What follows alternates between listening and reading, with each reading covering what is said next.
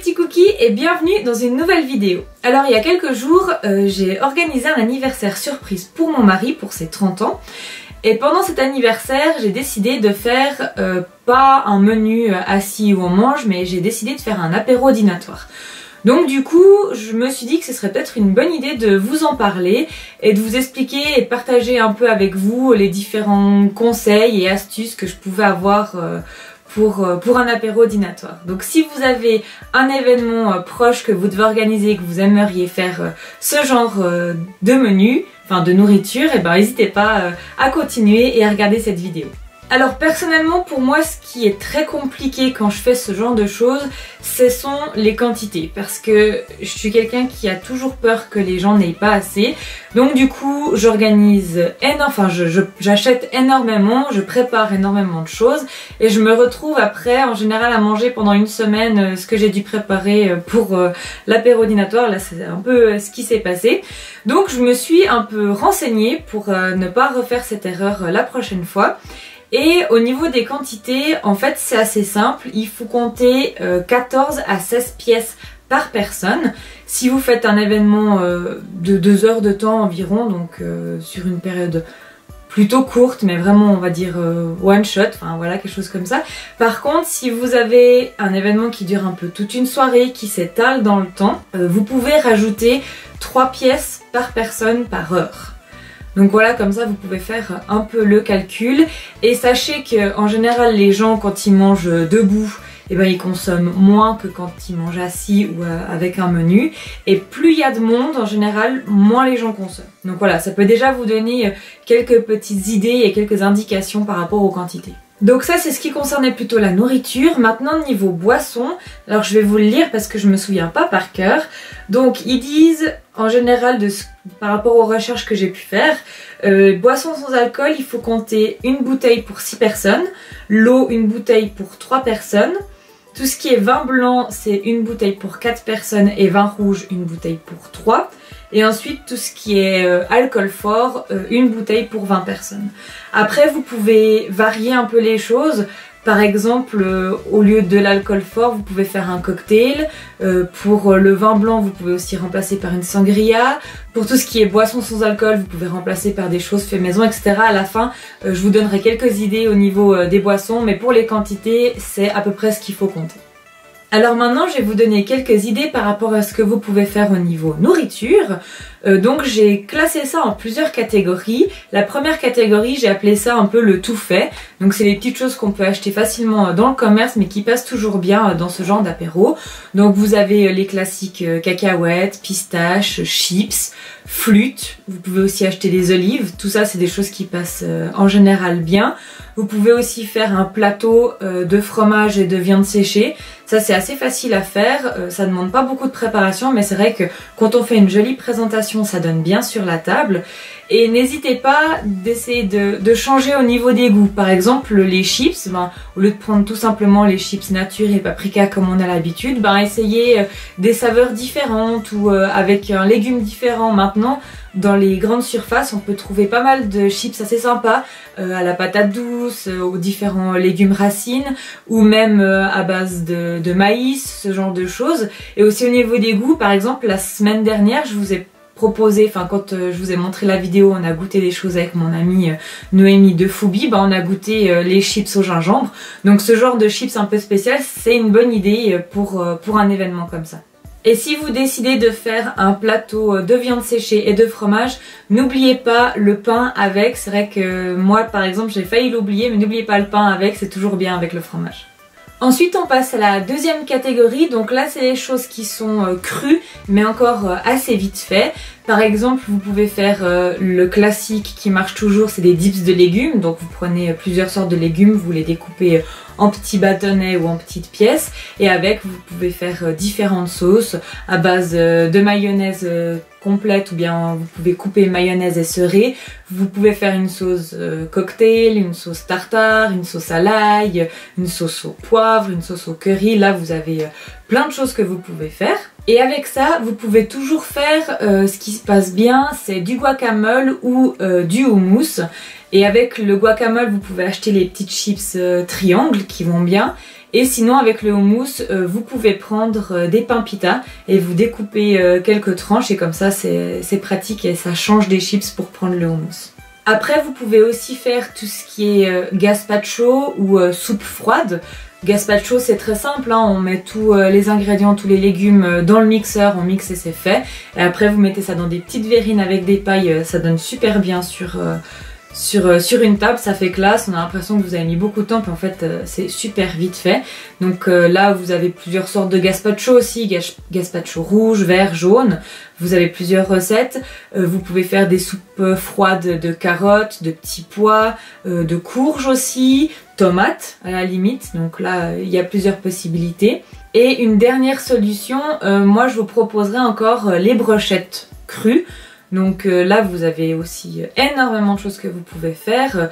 Moi à l'événement de mon mari, j'ai fait des petites brochettes tomates mozzarella en alternant les deux. C'est très simple, hein, j'ai simplement pris des tomates cerises coupées en deux, des billes de mozzarella, je les ai mis dans un saladier, mélangé avec des épices, de l'huile d'olive, du basilic et après pic, ça va très vite. C'est vraiment des choses simples mais qui sont chouettes et qui donnent bien. Comme brochette, vous avez d'autres que vous pouvez faire avec du jambon et du fromage, du gruyère. Vous pouvez aussi faire avec des billes de melon et du jambon cru. Là aussi, vous avez plein de possibilités que vous pouvez réaliser. La troisième catégorie, c'est le cru mais un peu plus cuisiné. Donc pour ça, par exemple, vous avez les wraps. Donc vous prenez simplement les fajitas et là vous pouvez faire des wraps avec du poulet, avocat, vous pouvez faire avec du thon, vous pouvez faire avec du saumon, vous pouvez faire avec un espèce de cocktail de crevettes. Là aussi vous avez plein de choses, vous pouvez en faire des végétariennes. Vous pouvez réutiliser le houmous que vous avez préparé pour un peu garnir les wraps. Comme ça vous utilisez une préparation pour deux, c'est pratique. Vous pouvez aussi réaliser des œufs mimosa et aussi qui ressemblent aux œufs mimosa, vous pouvez faire des petites tomates fourrées avec du thon par exemple, en général c'est le plus simple. Vous pouvez aussi faire des canapés à différents goûts, vous pouvez faire des petits blinits, vous savez c'est les petites crêpes comme ça. Qui va avec les tomates farcies, vous avez aussi le concombre farci qui est très simple à réaliser et qui donne bien et qui est frais, c'est chouette pour l'été. On a aussi le pain mimosa, alors ça je sais pas si tout le monde connaît, je sais que par chez nous ça se fait très souvent mais je suis pas sûre que tout le monde sache ce que c'est. Je vais vous mettre quelques images du pain mimosa, si ça vous intéresse que je vous montre la recette, n'hésitez pas à me le dire et je pourrais vous faire une vidéo sur le sujet. Vous pouvez aussi faire des pains surprises, là c'est ces pains qui ont plusieurs étages et c'est des petits sandwichs à différentes saveurs selon les étages. Et aussi tout simplement des petites salades. Si vous avez pendant votre buffet des assiettes, pourquoi pas proposer des petites salades de carottes, de patates, etc. Pour la quatrième catégorie, j'ai décidé de vous faire un peu les recettes liées aux pâtes en fait. Donc pour ça, souvent on utilise de la pâte feuilletée. Donc avec les pâtes feuilletées, vous pouvez faire des croissants fourrés. Donc croissants fourrés au fromage frais, au thon, au jambon, au saumon. Vous pouvez faire des petits roulés, c'est sur le même principe. Vous mettez simplement sur votre pâte, vous les roulez et après couper et à cuire. Là aussi, vous pouvez faire à plein de saveurs différentes. Vous pouvez faire aussi les soleils ou pour l'hiver des sapins. Donc là, c'est 2 feuilles de pâte feuilletée et entre deux, on garnit de ce qu'on veut. Et on découpe en forme de soleil ou en forme de sapin et on fait des petites torsades. Et comme ça, ça fait un peu comme des flûtes fourrées que les gens peuvent piquer. C'est assez sympa pour un grand buffet. Dans les autres choses que vous pouvez faire aussi, vous avez le gâteau paillernois. Donc ça, je pense qu'il y a vraiment pas beaucoup de monde qui connaît. En tout cas pas les Français, j'imagine, parce que c'est suisse. Mais vous pouvez faire aussi des mini-pizzas, donc des pizzas format petit ou même des grandes pizzas que vous coupez, ça va aussi. Vous pouvez faire aussi des mini quiches, ça aussi c'est sympa. Alors les mini quiches vous pouvez faire avec pâte mais aussi sans pâte. Il existe beaucoup de recettes sur internet de mini quiches ou de quiches normales sans pâte. Et aussi avec des pâtes vous pouvez faire tout ce qui est à base de feuilles de Brix, donc des petits roulés, des petites sucettes de Brix, ça aussi c'est sympa, ou pliées en forme de samosa. Et d'ailleurs voilà, vous pouvez aussi faire des samosas. Là il y a aussi plein de possibilités avec des saveurs un peu plus exotiques en curry et on peut faire des versions végétariennes ou des versions avec de la viande. Et j'ai fait pour la nourriture salée une dernière catégorie, je l'ai appelée autre. C'est peut-être des choses qui demandent un peu plus de préparation, d'organisation, mais c'est pour vous donner des idées complètes. Donc là vous avez tout ce qui est verrine, qui peuvent être chaudes ou froides d'ailleurs. Vous avez la même idée des wraps que je vous ai dit tout à l'heure, sauf cette fois vous pouvez faire des wraps chauds. Des choses qui demandent encore un peu plus de temps de préparation, vous avez les mini burgers, ça c'est vraiment chouette. Et là aussi vous pouvez faire différentes versions. Vous avez aussi les cakes salés tout simplement qui passent très bien. Vous pouvez faire aussi des chips de légumes. Donc là je vous ai déjà fait 2 recettes sur ma chaîne de chips de légumes. Je vous mets le i juste ici. Vous pouvez aller voir les vidéos. Vous pouvez faire aussi des croquettes de pommes de terre fourrées, ensuite panées et frites, ça c'est vraiment très sympa. Vous pouvez faire aussi des gaufres salés, là aussi je peux vous mettre la recette dans le i, j'ai déjà fait une vidéo sur ce sujet. Et en dernier, ce que je peux vous proposer, ce serait des petits choux fourrés salés, parce que oui les choux on peut aussi les faire salés. Donc là ça demande peut-être plus de technicité, plus de préparation, aussi de s'affaire à l'avance. Mais si vous êtes motivé et que vous avez le temps, c'est vraiment top comme solution. Donc au niveau du salé, c'est tout ce que j'ai à vous proposer. Après il y a encore 1001 possibilités. Vous pouvez aussi aller regarder sur Pinterest qui a une énorme banque d'idées pour ça.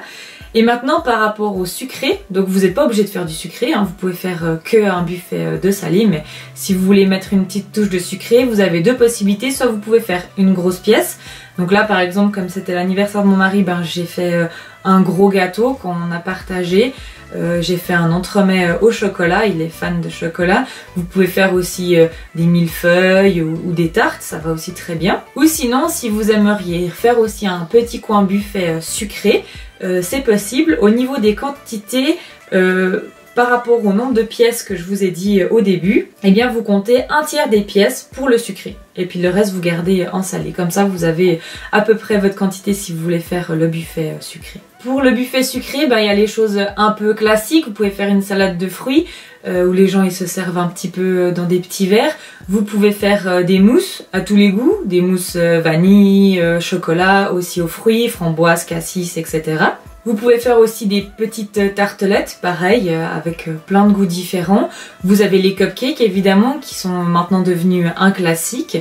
Ce qui peut être aussi sympa, c'est de faire un petit coin bonbons. Ça peut toujours être chouette, c'est facile. Vous n'avez pas besoin de préparer grand chose, il vous faut juste des jolis pots et ça passe très bien. Dans la même idée que les cupcakes, vous pouvez faire aussi des popcakes. Donc là c'est comme des cupcakes sauf que c'est en petites boules sur un petit bâton, ça ressemble un peu à une sucette. C'est très joli, ça peut faire très girly si vous faites par exemple pour une baby shower ou comme ça, c'est vraiment très sympa. Vous pouvez aussi préparer des brochettes de fruits trempés dans du chocolat, fraises, bananes, etc. Et le must, si vous pouvez trouver, si vous pouvez emprunter à quelqu'un, c'est une fontaine en chocolat avec tous les petits fruits découpés autour, ça c'est vraiment très très sympa. Vous pouvez aussi faire ou commander des macarons, en général ça passe toujours bien. Et ce qui est aussi sympa à faire dans ce genre de buffet, c'est de faire un petit coin où on peut un peu pimper ce qu'on choisit. Vous pouvez faire gaufres, donuts ou même popcorn. Donc là vous préparez les éléments nature, par exemple des gaufres nature, et à côté vous pouvez mettre plein de petits pots avec des toppings à mettre dessus, donc du chocolat fondu, du Nutella, avec des petits sucres pétillants, vous pouvez mettre des pépites de chocolat, des fruits, enfin voilà, ça c'est toujours assez sympa.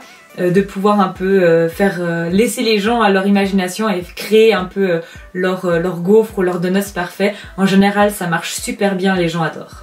Et là c'est pas forcément de la même catégorie mais je l'ai mis là. N'hésitez pas aussi à penser aux boissons sucrées de dessert un peu. Par exemple un chocolat chaud, un chai, un thé de Noël, ça peut aussi très bien passer selon la saison de laquelle vous organisez votre buffet. Et après au niveau boissons, donc là vous pouvez soit faire simple et acheter des boissons toutes faites comme ça et les gens font leur petit mélange, ou sinon vous pouvez aussi faire 2-3 préparations. Alors moi ce que j'ai décidé de faire, c'est de faire une préparation de boisson et après les boissons on va dire traditionnelles, coca, thé froid, limonade, mais vous pouvez décider d'en faire plusieurs. Mais je pense d'avoir peut-être une chose un peu faite maison, ça peut être vraiment sympa. Dans ces grosses jarres ça donne toujours bien. Donc moi j'avais décidé de faire une sangria blanche Vous pouvez faire aussi une sangria rouge, ça passe toujours. Vous avez aussi toutes les sortes de mojito, donc le mojito traditionnel, le virgin mojito, donc sans alcool, le mojito à la fraise, à la myrtille, là il y en a plein de sortes différentes. Vous pouvez faire aussi ce qu'on appelle une soupe de champagne, donc c'est du champagne mélangé souvent avec de la limonade, peut-être un sirop et avec des fruits, et là aussi vous pouvez faire une version sans alcool. Ce qui passe aussi bien, c'est d'avoir plusieurs sortes de sirops. On oublie, mais le sirop, c'est vrai que si vous trouvez peut-être des goûts originaux, ça peut être vraiment sympa. Et ce que vous pouvez encore faire, c'est peut-être des limonades maison. Là aussi, vous avez plusieurs goûts à disposition. Et aussi du thé glacé maison. Avec les beaux temps qui approchent et le soleil, un bon thé glacé frais maison, c'est toujours au top. Et la dernière chose sur laquelle il ne faut pas lésiner, je trouve, qu'il faut penser, alors vous pouvez faire à différents niveaux, on va dire, c'est tout ce qui est lié à la décoration de la table. Donc vous pouvez choisir un thème ou pas, ou simplement choisir une couleur. Moi c'est ce que j'ai fait, j'ai décidé de choisir simplement le noir et blanc comme couleur et j'ai tout harmonisé. Donc vous pouvez penser à prendre une nappe, peut-être un chemin de table, c'est toujours joli. Il faut penser aux serviettes, aux assiettes, aux couverts, selon ce que vous proposez à manger. Mais c'est vrai que c'est toujours sympa d'avoir une assiette, même si c'est que des choses que vous pouvez picorer comme ça. Des fois les gens ils aiment bien avoir une assiette comme ça, ils vont une fois vers le buffet, puis après ils peuvent rester vers les gens avec qui ils discutent, c'est toujours pratique d'en avoir. N'oubliez pas non plus les verres, peut-être les pailles. Il y a des très jolies pailles en carton pour éviter le plastique qui existent. Et ensuite au niveau décoration, vous pouvez prévoir des espèces de petites guirlandes fanion avec les petits triangles comme ça selon les couleurs que vous avez choisies. Vous pouvez penser à mettre un peu des confettis sur la table ou des bougies ou des guirlandes lumineuses. Ça c'est tout ce qui peut être par rapport à la décoration. Et ensuite vous avez les contenants on va dire ou les plats pour présenter. Donc des fois des simples planches en bois peuvent très bien donner pour certaines choses à présenter et n'hésitez pas à mettre des choses un peu plus en hauteur que d'autres. Pour ça vous pouvez utiliser des petits cajots en bois ou tout simplement des boîtes, comme ça vous pouvez mettre des choses un peu plus en hauteur sur le fond de la table. Ça donne un aspect très sympa, ça donne plusieurs dimensions à une table et c'est très joli. Une chose très importante qu'on oublie très souvent, c'est une poubelle de table. Si vous avez des aliments qui sont sur cure-dents, sur petits pics ou comme ça, d'avoir une poubelle de table, ça permet à ce que les gens ne laissent pas les choses n'importe où et ça garde votre table jolie plus longtemps. Et un dernier élément qui peut être bien, c'est des petites étiquettes ou des petits pics avec une petite ardoise pour écrire ce qu'est les petites choses que vous mangez. Vous pouvez acheter justement ces petits pics avec ardoise ou tout simplement vous prenez un petit bout de papier, vous le pliez en deux pour faire un petit triangle et là vous écrivez. Pas besoin d'en faire des tonnes, ça passe aussi très bien. Et une autre solution, vous pouvez aussi prendre une grande ardoise et écrire tout ce que vous avez préparé sur l'ardoise. Des fois ça paraît un peu bête de faire ça, mais si on pense à tout le monde, c'est bien. Par exemple pour les gens qui ont une alimentation spéciale, au moins ils savent ce qu'il y a dans les choses que vous avez préparées, puis ils sont pas obligés de tout venir vous demander. Et si je peux vous donner un dernier conseil, n'oubliez pas de penser à tous les styles de régime alimentaire. Par exemple aux gens qui sont intolérants au lactose, au gluten, donc là vous pouvez le noter justement sur vos petits papiers. Au régime alimentaire spécifique, les personnes qui sont végétariens ou véganes, si vous savez qu'il y en a dans vos connaissances, si vous savez qu'il y a des végétariens, essayez de leur proposer autre chose que les dips de légumes parce que c'est plus sympa pour eux aussi s'ils ont d'autres petites choses à manger. Et aussi de penser aux enfants si il y en a parmi les invités, mais aussi aux femmes enceintes. C'est vrai que des fois on oublie et par rapport aux boissons, on fait des boissons sympas peut-être qu'avec de l'alcool, mais c'est vrai que si on fait un cocktail aussi sans alcool, c'est très apprécié par les personnes qui ne boivent pas d'alcool. Et par exemple, si il y a des femmes enceintes, il faut faire aussi attention à certains fromages, il faut faire attention à ne pas donner des œufs crus. Donc si vous faites un entremets, il faudrait faire un entremets plutôt à la crème qu'aux œufs crus. Donc là, c'est toutes des petites choses à penser selon vos invités. Si vous connaissez un peu leur situation, vous pouvez peut-être adapter. Alors voilà, j'espère que tous ces conseils et que cette vidéo vous a plu. Si vous aimeriez que j'aille un peu plus en détail sur une des idées que je vous ai proposées et que je vous en fasse la recette, n'hésitez pas à me le dire en commentaire, ça sera avec plaisir. Et je vous rappelle que je publie une vidéo par semaine, en général soit le lundi ou le mardi. Donc n'hésitez pas à vous abonner si vous ne voulez rien rater. Je vous laisse aussi mon Instagram pour que vous puissiez aller voir ce que je fais si vous avez envie pour me suivre. Et si vous avez des envies de vidéos, des choses que vous aimeriez que je fasse, ben dites-le moi, ça me ferait vraiment plaisir de faire ce qui vous donne envie. Et en attendant une prochaine vidéo, n'oubliez pas de toujours rester des petits gourmands. Bye!